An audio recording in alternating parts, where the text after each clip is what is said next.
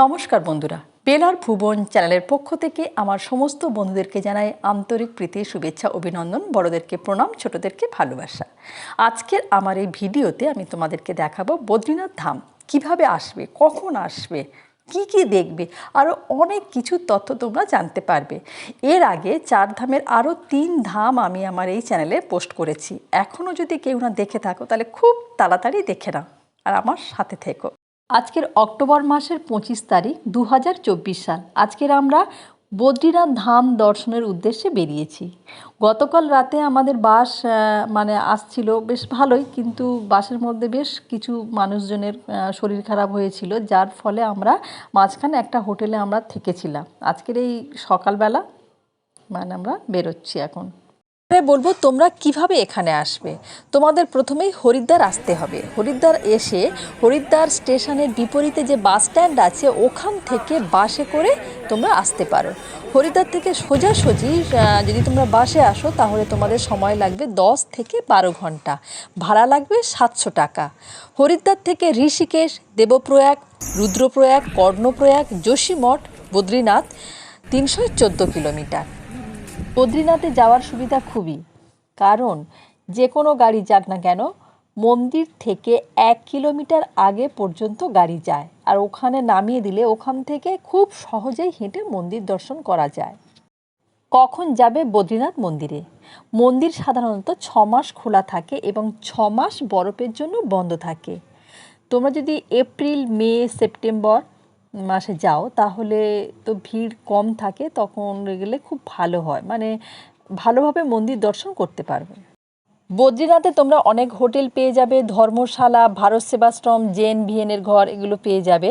এখানে 1000 টাকা থেকে 1500 টাকার মধ্যে হোটেল পেয়ে যাবে। সেখানে এক একটা রুমে তোমাদের 4 থেকে 5 জন থাকতে পারবে। এছাড়া ধর্মশালা বা আশ্রম তো রয়েছে, সেখানে 400 টাকা থেকে 1000 টাকার মধ্যে তোমরা অ্যাটাচ বাথরুম সহ রুম পেয়ে যাবে। তবে ভিড় বেশি থাকলে হোটেলের ভাড়া কোনো কোনো সময় একটু বেশি নিয়ে থাকে, সেটা তোমরা দরদাম করে নেবে। আমরা প্রসাদ নিয়ে লাইনে দাঁড়িয়েছি বাবার দর্শনের উদ্দেশ্যে, কিন্তু প্রচণ্ড ভিড় ছিল এই সময়। মন্দিরের মধ্যে ফটো এবং ভিডিও তোলা নিষেধ, তাই আমি তোমাদেরকে দেখাতে পারলাম না। আমরা বাবাকে দর্শন করে এই রাস্তা দিয়ে বেরোচ্ছি। উত্তরাখণ্ডের 4 ধামের একটি ধাম হলো বদ্রীনাথ ধাম। উত্তরাখণ্ডের চামোলি ডিস্ট্রিক্টে অবস্থিত বদ্রীনাথ ধাম শ্রী বিষ্ণু তথা বদ্রী নারায়ণের মন্দির। বাবার মন্দির ভোর 4:30 থেকে 1টা এবং বিকেল 4টে থেকে রাত 9টা পর্যন্ত খোলা থাকে। অলকানন্দা নদীর পাশে অবস্থিত এই মন্দির 7ম শতাব্দীর কাছাকাছি স্থাপিত হয়েছিল। এই মন্দিরের আশেপাশে বহু মন্দির আছে, সেটা তোমরা দেখে নিতে পারো। মন্দিরের পুজো দেওয়ার জন্য এখানে অনেক দোকান তোমরা পেয়ে যাবে। 50 টাকা থেকে শুরু করে 50, 100, 1000 যেমন দেবে তোমরা দিতে পারো। আমরা পুজো দেওয়ার পর বাইরে এসে দেখলাম যে তখন 12টা 10 বাজে। তখন কিছুক্ষণের জন্য বাবার মন্দিরের দরজা বন্ধ করে দিয়ে ঝাঁট দেওয়া হচ্ছে এবং দর্শনার্থীদের একটু আটকানো হয়েছিল অল্প সময়ের জন্য, তারপরে আবার ছেড়ে দেওয়া হয়েছিল। এই লাইন দিয়ে এখান দিয়ে আমরা ওখানে ঢুকেছিলাম, কিন্তু কিছুক্ষণের জন্য স্থগিত রাখা হয়েছে, গেট বন্ধ করে দেওয়া হয়েছে। এই লাইন আবার দেওয়া শুরু হয়ে গেল, বাবার মন্দিরে যাওয়ার লাইন দেওয়া শুরু হয়ে গেল। ঠিক আছে। কেদারনাথ মন্দিরের দরজা ও বদ্রীনাথ মন্দিরের দরজা একই দিনে খোলা হয়।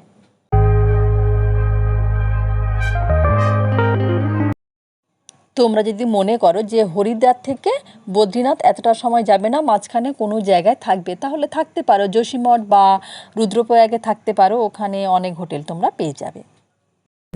এই রাস্তা দিয়ে আমরা উঠেছি জুতো এখানে রেখে, প্রসাদ এখান থেকে নিয়ে। এখানে তপ্তকুণ্ড আছে। পুজো দেওয়ার আগে অনেকে এখানে স্নান করে তারপরে পুজো দিতে যান। এখানে মহিলা এবং পুরুষদের জন্য আলাদা আলাদা তপ্তকুণ্ড আছে। এছাড়া জামা কাপড়, ব্যাগ, জিনিসপত্র রাখার জায়গাও আছে। আর এই তপ্তকুণ্ডের তাপমাত্রা 40 ডিগ্রির উপরে থাকে। বাইরে কিন্তু ঠান্ডা, বাইরের তাপমাত্রা -5 থেকে 10 ডিগ্রি থাকে। বদ্রীনাথ মন্দির দর্শন করে তোমরা ভারতবর্ষের শেষ গ্রাম মানা ভিলেজ যেতে পারো।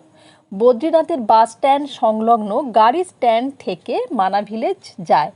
এর ভ্রমণের খরচ মাথাপিছু 500 টাকা করে। এখানে বিভিন্ন ধরনের খাবারও পাওয়া যাচ্ছে। আজকের এই ভিডিওটি যদি তোমাদের ভালো লেগে থাকে তাহলে সবাই লাইক, শেয়ার, কমেন্ট এবং সাবস্ক্রাইব করতে ভুলো না। সবাই ভালো থেকো, ধন্যবাদ।